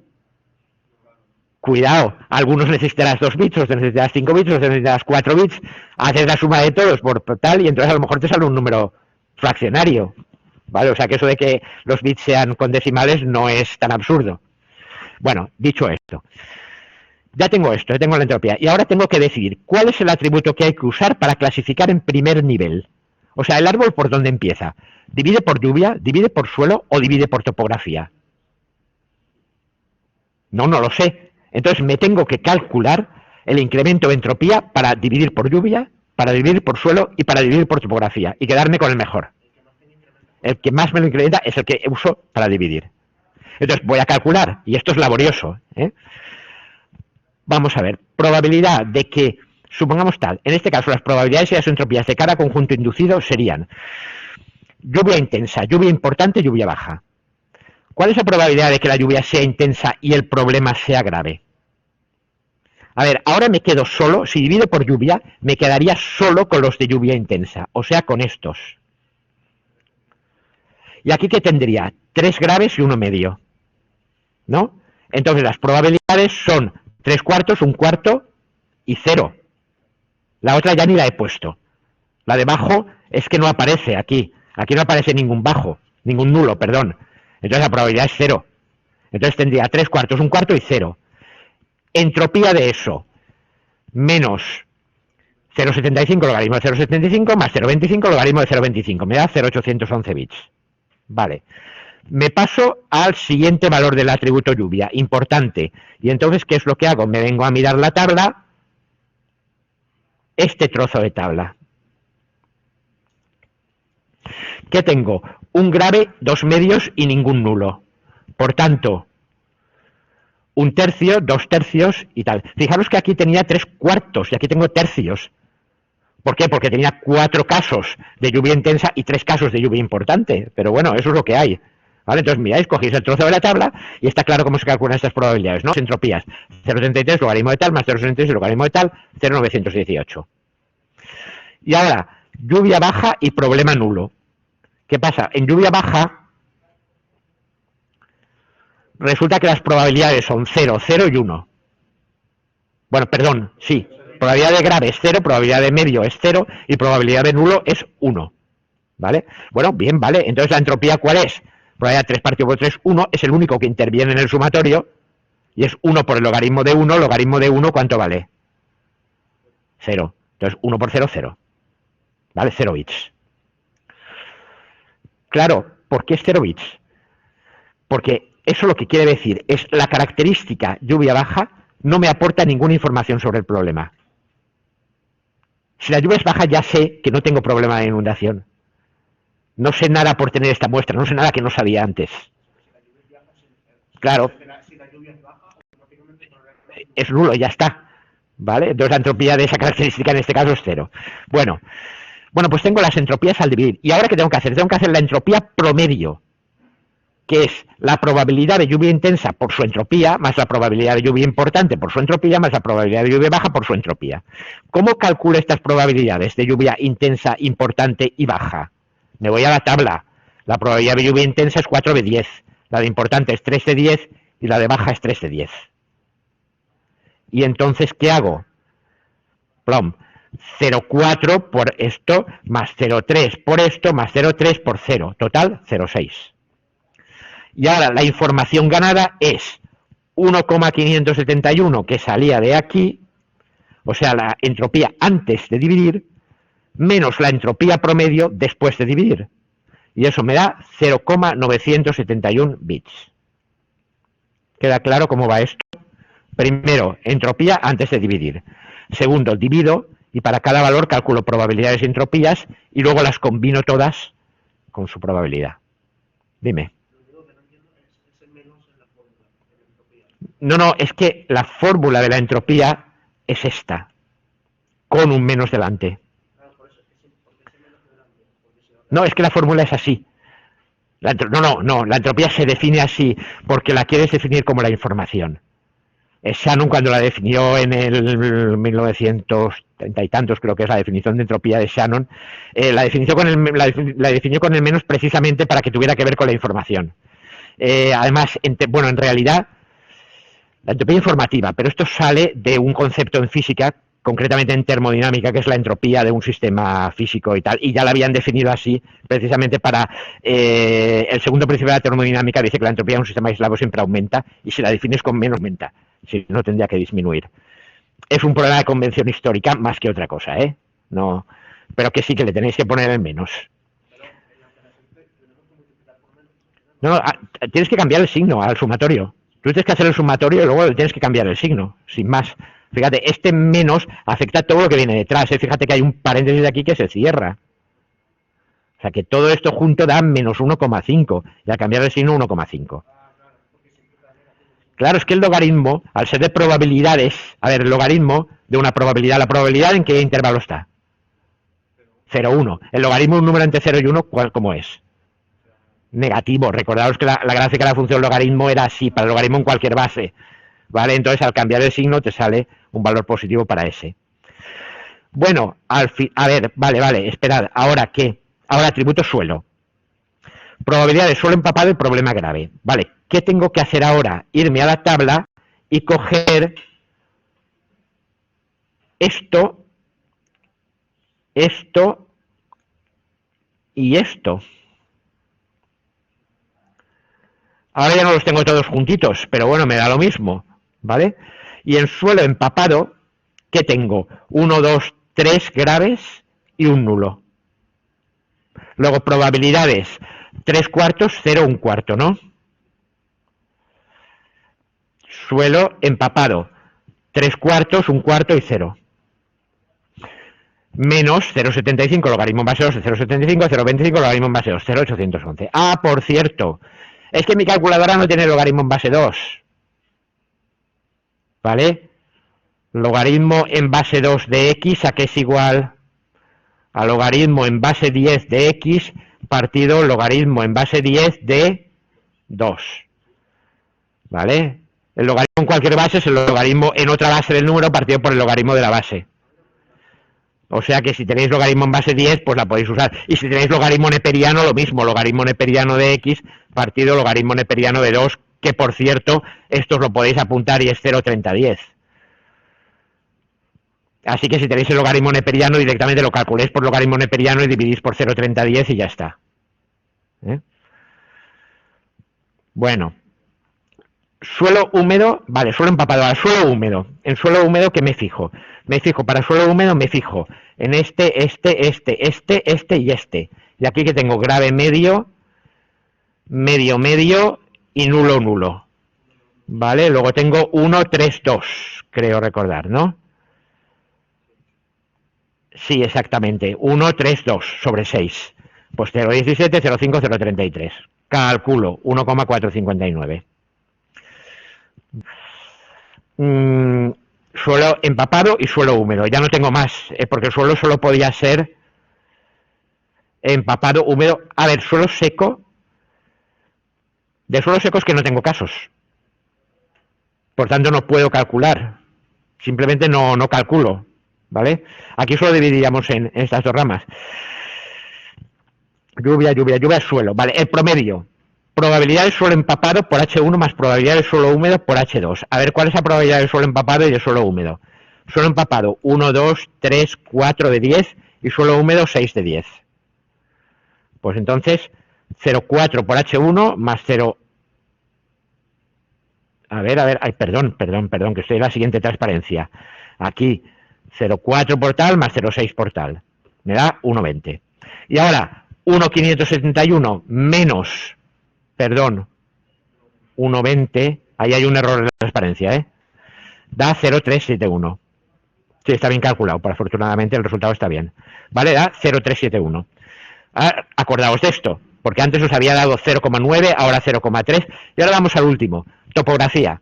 Topografía escarpada y problema grave, medio y nulo. A ver, topografía escarpada, me voy otra vez a la tabla.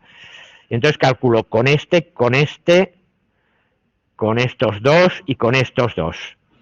Grave, grave, grave medio, nulo, nulo. ¿Vale? Grave, grave medio, y entonces ¿eso qué me da? Me da, ahí donde estoy, aquí, me da 316, ¿vale? 3, a ver, topografía escarpada, exacto. 3 de 6, 1 de 6, 2 de 6. Entonces nada, calculo 1,49. Ahora, topografía suave. Topografía suave. Este y este. De aquí me quedan grave, medio, medio, nulo. O sea, 1, 2 y 1. Y estamos aquí. 1 de 4, 2 de 4 y 1 de 4.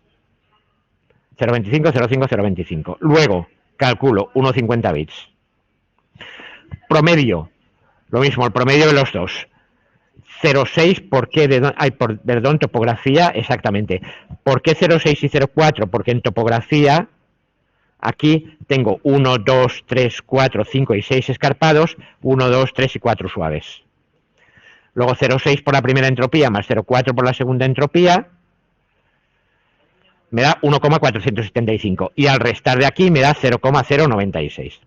Luego al final, dividir por lluvia me da un incremento de entropía de 0,97. Dividir por suelo un incremento de entropía de 0,37 y dividir por topografía un entropía de 0,09. Conclusión, tengo que empezar dividiendo por lluvia. ¿Qué me queda? Lluvia intensa, lluvia importante, lluvia baja. Y ahora, ¿qué hago? Me clasifico los casos en cuestión. Caso, atributos y la clase, grave o media, grave, media, media, tal. ¿Vale? Se ve cómo se divide esto.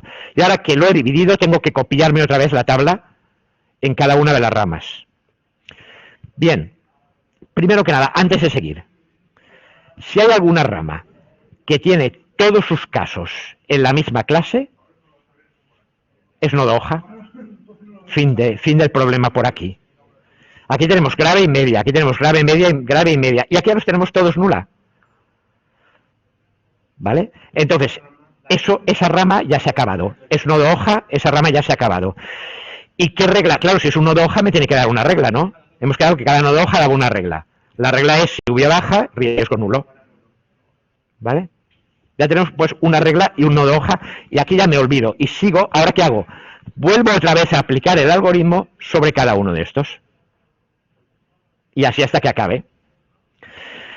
Para la división de la primera rama esta de aquí, nos preguntamos si hay que seguir clasificando por suelo o por topografía. Claro, es que ahora hay que, otra vez, vale, entropía de la rama entera.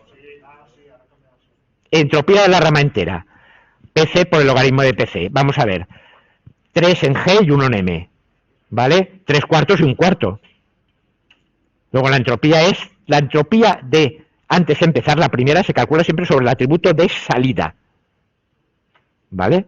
Recordad que la entropía se empieza calculando con el atributo de salida. Entonces 3 cuartos y 1 cuarto, 0,811. Ahora, entropías parciales. Imaginad que dividimos por suelo. Suelo empapado y problema grave. Suelo empapado aquí y el problema resulta ser siempre grave. ¿Vale? Entonces, ¿qué tenemos? 2 de 2, 1. Luego la entropía es 0 bits. Siempre que tengáis probabilidad de 1 en una clase, que son todos de 1, pues la entropía es 0 bits, ya está. No hace falta más. Ahora, suelo húmedo. Si el suelo está húmedo, hay 1 de problema grave y 1 de problema medio. Entonces la probabilidad es 1 medio. 1 medio y 1 medio da 1 bit. ¿Vale? De hecho, contenido informativo, si yo tuviera una muestra en que tengo una probabilidad de 1 medio de que salga algo, para decir cuál ha salido, ¿cuántos bits necesito? 1. Si lo marco como 1 es que ha salido cara, si lo marco como 2 es que 0 que ha salido cruz. ¿Vale? Por eso esto tiene que ver con lo que necesito para decir esa distribución como está. El promedio será probabilidad de suelo empapado por H1 más probabilidad de suelo húmedo. Vale, probabilidad de suelo empapado, ¿cuánto es? 2 de 4. Probabilidad de suelo húmedo, 2 de 4. Luego un medio portal más un medio portal da 0,5 bits. Información ganada, 0,811. Ojo, que ahora el que tengo que coger no es el inicial, no es el 1,571 de antes, es el 0,811 menos 0,5, 0,311. ¿Y si dividimos por topografía? Topografía escarpada y problema grave. Vale, si dividimos por topografía, que es esta segunda columna, escarpada, escarpada, grave, grave. Entonces ahí nos queda nada, ahí nos quedan 0 bits también. Y ahora, suave y grave quedan un medio y un medio. Suave es esta y esta, grave, y ahí tenemos un grave y un medio. Luego será un medio y un medio. Luego 0,5. Luego también un bit. Promedio, 0,5 por 0 más 0,5 por 1, 0,5 bits. Información ganada, 0,811 menos 0,5, 0,311. Ahora vamos a la tercera. Vale, bueno, claro, no, a la tercera no, ya está, ¿vale? Entonces, ¿qué pasa? Si las dos dan el mismo incremento de entropía, haz lo que quieras, obviamente, ¿vale? Como en este caso la información ganada resulta ser exactamente igual usando ambos atributos, no importa por cuál de los dos dividamos primero. Vamos a hacerlo, por ejemplo, por suelo y luego veremos el otro caso. ¿Cómo te quedaría el árbol? Lluvia intensa, suelo empapado y suelo húmedo, ¿vale? Bueno, pues ahora lluvia importante, repetir otra vez con esto de aquí, ¿vale? Por un procedimiento análogo que se deja como ejercicio y hacerlo, encontrar esto de aquí. Suelo empapado y suelo húmedo. ¿Vale? Este de aquí ya no seguimos, ¿eh? A ver, aquí tenemos lluvia, entonces ahora divido suelo empapado y suelo húmedo. Ahora, este de lluvia importante. Bueno, por cierto, vamos a ver, este lo tengo que dividir, sí. Este lo tengo que dividir también. Lo divido, ¿vale? Y me queda esto. El árbol parcial queda en este caso. Ahora, ¿qué observo? ¿Esto qué es? Nodo hoja. Esto no. Este es nodo hoja, este hay que dividirlo y este ya era nodo hoja. Entonces los que tengo que dividir voy a volver a dividir. ¿Pero ahora qué? ¿Ahora qué hago para dividir? A ver, en esta rama de aquí he dividido por lluvia y por suelo. Ahora tengo que elegir un atributo para dividir. ¿Elegir? ¿Elegir? ¿Elegir qué? ¿Qué atributos tenía? ¿Qué atributos tengo? Claro, es que ya he clasificado en esa rama por lluvia y por suelo, luego no tengo más remedio que clasificar ahora por topografía porque es que no me queda otra. No puedo elegir más. Una cosa, eso os lo he dicho y es importante. En una misma rama descendente, por supuesto, no puedo usar dos veces el mismo atributo. Si aquí ya he usado lluvia, ya lo he usado. Si he usado suelo, ya lo he usado. Y entonces ya no me queda, o llevo a nodo hoja, o si termino de clasificar, ya es con el que me queda. Aquí clasifico por topografía, o sea, entre los 4 nodos recién creados, primero 3 son nodo hoja, puesto que todos tienen los individuos en la misma clase. Respecto al segundo, ya no hay que calcular entropías, ¿vale? Porque solo nos queda un atributo por usar, que es la topografía, y al usarlo tienes dos nodos, este de aquí y este de aquí. Ya está. Ahora ya son todos nodos hoja, he terminado. Bueno, volviendo atrás, la división del nodo de primer nivel en lluvia intensa podría haber seguido tanto por suelo como por topografía, porque me daba la misma entropía. Imaginemos que hubiera seguido por topografía, que hubiera podido, me quedaría esto, topografía escarpada que me da nodo hoja y topografía suave que me da esto, que luego ya divido otra vez por suelo. O sea que aquí el orden, en lugar de ser lluvia, suelo, topografía, ha sido lluvia, topografía, suelo. ¿De acuerdo? Y aquí suelo empapado, suelo húmedo y lo demás. Este árbol de aquí, al dividir de esta manera, es un ejemplo de que no todos los nodos del mismo nivel tienen que usar el mismo atributo. En primer nivel, claro, en primer nivel coges un atributo, pues lo que sea, pero en segundo nivel, fíjate que este nodo de aquí usa topografía y este nodo de aquí usa suelo. ¿Qué? Ha salido así, ¿vale? Pero que te quiero decir que tienes que calcular la entropía y ver lo que hay. Pero que, por ejemplo, te puede dar que en este primer nivel, el de este subárbol, la mayor entropía lo de un atributo y en cambio la mayor entropía la de otro. O sea que no es obligatorio que en el mismo nivel todos tengan el mismo atributo. ¿Vale? Ahora, siempre que hayas usado uno, en la misma rama descendente no puedes volverlo a usar. Lo que no puede hacerse es usar 2 veces el mismo atributo en una misma rama descendente, eso por supuesto. O sea, si ya has clasificado por topografía, ahora no vuelvas a clasificar por lluvia. Bueno, pues ya está. ¿Y ahora qué queda? Visto el sistema de hechos y reglas, cada nodo hoja genera una regla. Para la primera opción del árbol, las reglas serían: si lluvia intensa y suelo empapado, ahora aquí, primera opción esta. Si lluvia intensa y suelo empapado, riesgo grave. Si lluvia intensa y suelo húmedo y topografía escarpada, riesgo grave. Si lluvia intensa y suelo húmedo y topografía suave, riesgo medio. ¿Cuántas reglas nos tienen que quedar? 1, 2, 3, 4, 5 y 6. Tantas como nodos hoja. ¿Vale? Y son estas 6 reglas. 1, 2, 3, 4, 5 y 6. ¿Vale? Comprobar que efectivamente corresponden a cada uno de los nodos hoja del árbol, y la escritura de las reglas es trivial, basta con seguir por la rama y ver qué valor has tomado en el atributo. Y luego el den es el valor de la conclusión en el nodo hoja. Usando la segunda opción del árbol, las reglas 3 a 6 son las mismas, aunque la 3 cambiará el orden de los antecedentes, y luego las reglas 1 y 2 sí que me cambian. Entonces, bueno, esta sería la nueva 1, 2. Para el otro árbol que he construido, ¿vale? Sería lluvia intensa y topografía escarpada, lluvia intensa y topografía suave, suelo escarpado, ¿vale? Etcétera. Bueno, el orden de los antecedentes depende del orden en que hayas bajado por el árbol y no importa en realidad porque hacemos un AND de todos. Así que el AND es conmutativo en cualquier caso. ¿De acuerdo? Más o menos. Vale, pues voy a hacer otro completo porque me parece que si no, no vamos a funcionar. Y lo tenéis en el aula virtual, tenéis un archivo PDF que pone problemas del método ID3 para resolver en clase. ¿Vale?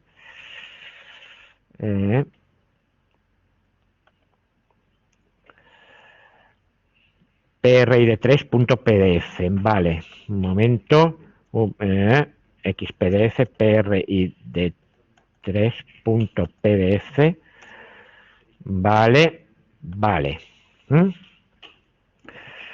Bueno, en este problema un individuo vendrá caracterizado por los atributos A, B y C, cuyos valores posibles son de A a 1 y A2, de B, B1 y B2, y de C, C1, C2 y C3.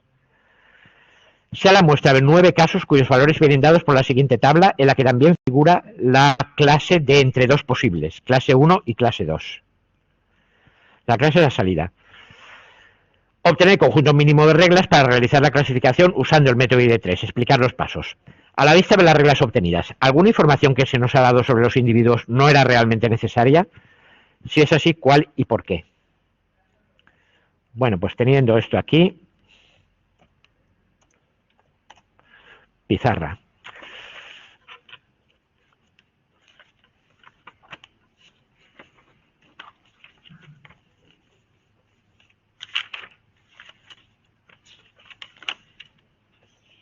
Vale. Primero, teniendo esto aquí, a ver si podemos tenerla esta a la vista, la tablita.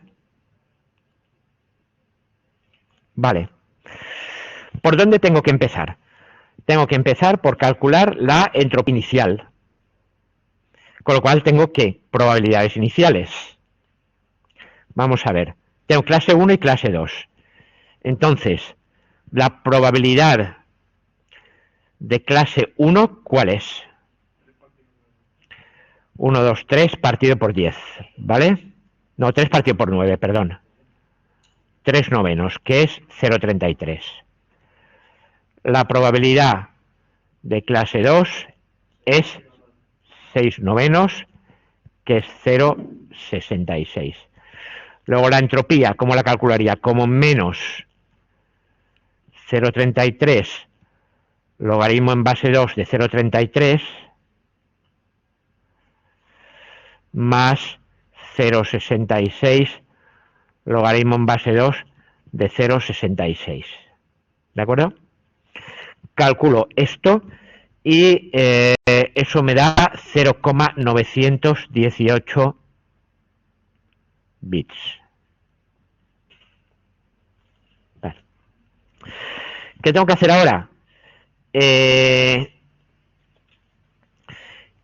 Imaginemos que divido por atributo A. División por atributo A. Voy a empezar por él porque los tengo que hacer los tres al fin y al cabo. Así que vamos a empezar. A ver.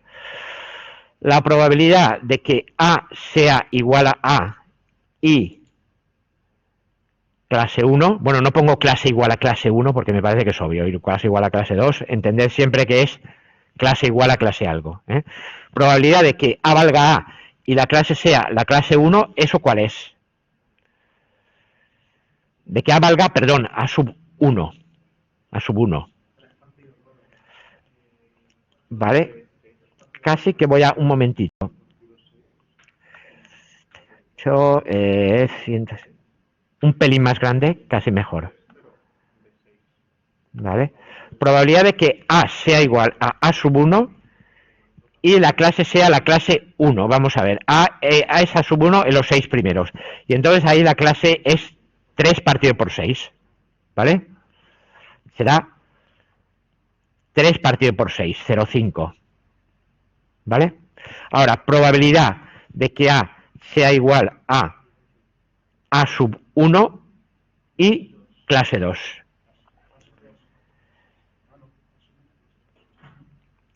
¿Eso cuánto es? Lo mismo. 3 de 6, los otros 3, queda 0,5. ¿Vale?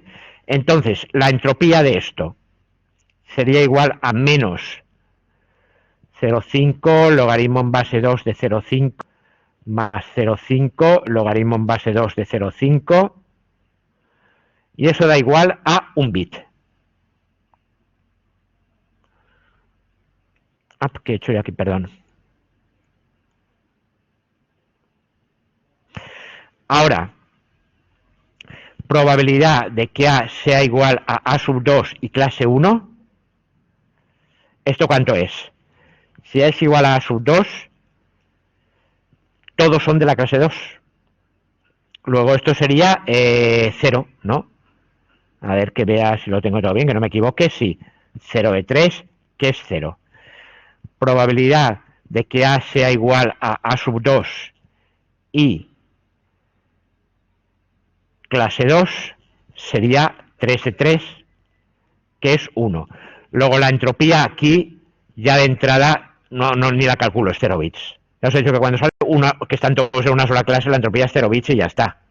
A ver, si queréis la ponéis, ¿vale? 0,5 tal, pero daría 1 logaritmo de 1, que es 0. Menos 1 logaritmo de 1, que es 0. Ahora, ¿ahora qué tengo que hacer? Ahora tengo que calcular la entropía media del nodo A. Si eso es la entropía para cada uno, ¿vale? Para A igual a A sub 1 y A igual a A sub 2. Y ahora la entropía de A será la probabilidad de que A sea igual a A sub 1 por la entropía 1. Esta la voy a poner como H1 y H2, ¿vale? Más la probabilidad de que A sea igual a A sub 2 por la entropía 2. ¿Y esto qué es? 1 por... A ver, ¿cuál es la probabilidad de que A sea igual a A sub 1? Era 6 novenos, ¿no? Vale, pues entonces daría... sí, 0,66, ¿vale? 0,66 por 1 más 0,33 por 0 igual a 0,66, ¿vale? Luego, el incremento de entropía o ganancia de entropía es H menos HA, que es igual a 0,918 menos 0,66, igual a 0,252.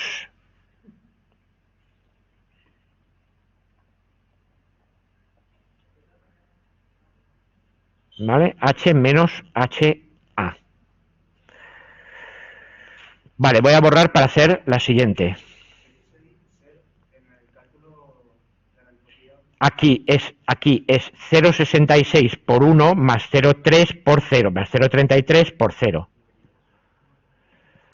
Claro, por 0 porque la probabilidad de a 2 era 0, ¿vale? Entonces 0,60 y tal. Y entonces me queda esto, 0,252.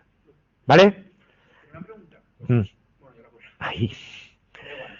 Porque la entropía cuando va igual a 2 era 1. O sea, perdón, no 0. Era 0 bits. Era 0 bits porque tenías todos en la misma clase. Entonces, ¿qué tendrías? Probabilidad 1 y probabilidad 0. Entonces, 1 logaritmo de 1 es 1 por 0, 0. O sea, siempre que los tengáis todos en la misma clase, directamente 0 bits la entropía.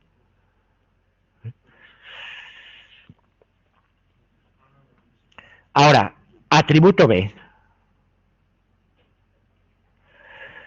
Para el atributo B tendría la probabilidad de que B sea igual a B1 y clase 1.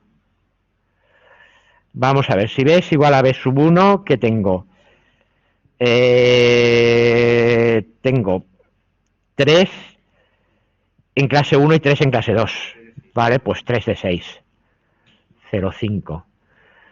Probabilidad de que B sea igual a B sub 1 y clase 2 también es 3 de 6, que es 0,5. Entropía de aquí. A ver, perdón. ¿Vale? Entropía, bueno, entropía sería, bueno, cuando son todas las probabilidades iguales, pues son iguales, 0,505 te va a dar un bit, ¿vale? Igual que antes sería 0,5 logaritmo en base 2 de 0,5 más 0,5 logaritmo en base 2 de 0,5 y esto va a ser igual a un bit. O sea, que si la probabilidad de los casos es la misma. No, si es 0,5 y 0,5. Si es la misma, pero es 0,3, 0,3 y 0... Bueno, si es la misma, o es 0,5 y 0,5, o 0,3, 0,3 y 0,33, 0,33, o 0,25 y tal. Entonces, no, te va dando diferente cada vez. Luego, probabilidad de que B sea igual a B sub 2 y clase 1, esto es 0. Y la probabilidad de que B sea igual a B sub 2 y clase 2 es igual a 1. Entonces ya de entrada aquí la entropía, ¿cuánto va a valer? 0 bits. ¿Vale? Cuando están todos en la misma clase, directamente 0 bits. Y ahora, ¿qué hacemos? La entropía de B, H de B, es igual a ¿qué? A la probabilidad de que B sea B sub 1, que es 1, 2, 3, 4, 5, 6, 6 de 9, ¿vale? Está bien, sí, exactamente. Es 0,66 por 1 más 0,33 por 0 igual a 0,66. Por tanto, bits, sí. Por tanto, delta H, que es igual a H inicial menos H de B, será igual a lo mismo que antes, a 0,918 menos 0,66, 0,918 menos 0,66, que da 0,252 bits. Bien. ¿Qué? Bueno, vamos a ver el C que nos falta. Atributo C. Probabilidad de que C sea igual a C sub 1 y clase 1. Esto que da 1, un noveno, ¿verdad? No, un tercio, sí. Un tercio. 0,33. Probabilidad de que C sea igual a C sub 1 y clase 2, esto me va a dar 2 tercios. Igual a 0,66. La entropía igual a menos 0,33 logaritmo en base 2 de 0,33 más 0,66. Vale. ¿Estoy haciendo esto bien? Sí, un tercio, dos tercios. Vale, 0,66 logaritmo en base 2 de 0,66. Y esto me resulta igual a 0,918 bits. Ahora, probabilidad de que C sea igual a C sub 2 y clase 1. Esto me da C igual a C sub 2 y clase 1 me da un tercio. Probabilidad de que C sea igual a C sub 2 y clase 2. Esto resulta ser de 2 tercios. Por tanto, pi A es igual, resulta que es la misma que antes, la misma de arriba, no la volvemos a calcular, da 0,918 bits. Y luego la probabilidad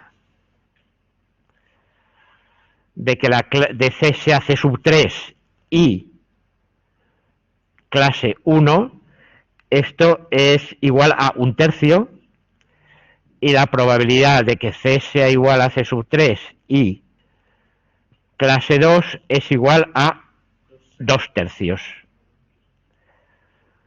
¿Vale? Y esto da 0,33 y 0,66, entonces tampoco la vuelvo a calcular, también me da 0,918. ¿Vale? Entonces, la H de C, bueno, la tengo que calcular aquí. No, porque es que, a ver, la media me da igual que pesos de tres números iguales, pues es el número. Entonces esto da 0,918. Y daría igual un poco los pesos porque, claro, son 0,918 iguales. ¿Vale? Entonces,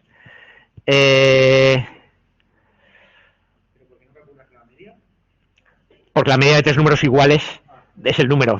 Hombre, sí, la debería calcular, un tercio por tal, más en la probabilidad de que C sea igual a tal, ¿vale? Sí que la debería calcular, pero bueno, como son los tres iguales, está claro.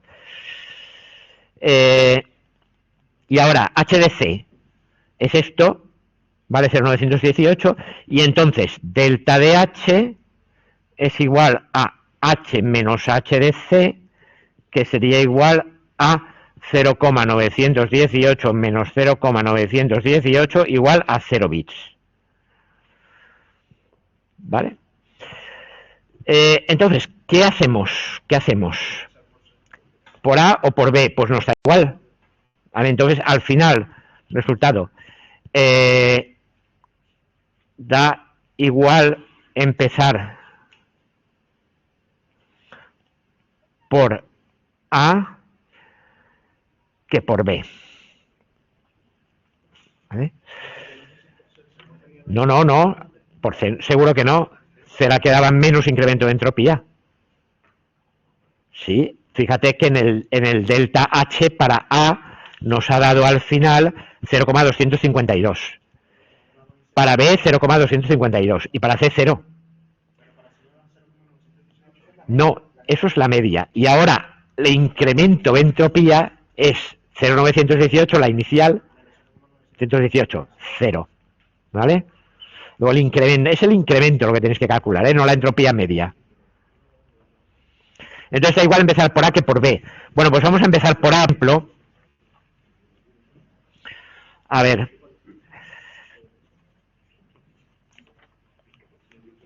Vamos a empezar por A y entonces tenemos que la tabla nos sale A igual a A sub 1 y A igual a A sub 2. Caso 1, 2, 3, 4, 5 y 6. Y aquí caso 7, 8 y 9.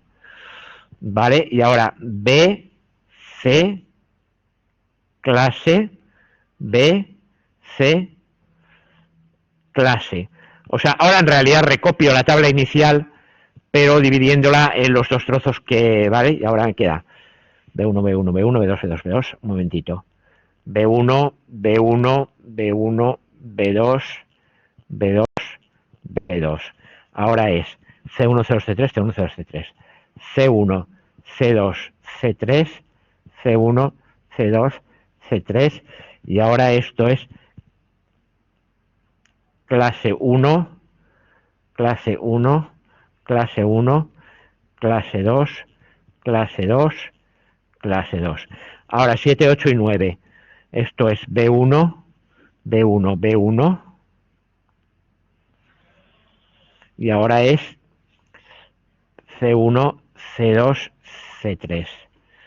Esto es clase 2, clase 2, clase 2. Bien, ¿qué se observa?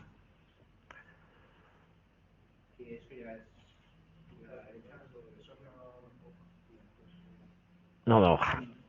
Y esto es la regla. Si A igual a sub 2, entonces clase 2. ¿Vale? If A igual a sub 2,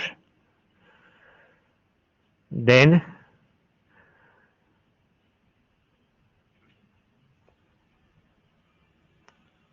de entrada. Y ahora hay que seguir dividiendo desde aquí, que ya continuaremos el próximo día y lo terminamos y veréis lo que pasa. Un momento. Que... Sí, porque, a ver, me pregunta alguien por el chat. Si puedo repetir por qué es nodo hoja. Sí, porque todos los individuos que aparecen en esta rama del árbol, una vez has dicho, los que tienen A igual a sub 2, son el 7, el 8 y el 9. Resulta que todos los individuos que aparecen en esta rama del árbol son de la misma clase. O sea, la variable de salida, que es la clase, es clase 2 para todos ellos. Luego ya hemos clasificado. Y eso te da esta regla de aquí. ¿Vale? Bueno, pues seguiremos el próximo día terminando con esto y veremos a ver qué pasa con el este. Bueno, pues corto la grabación.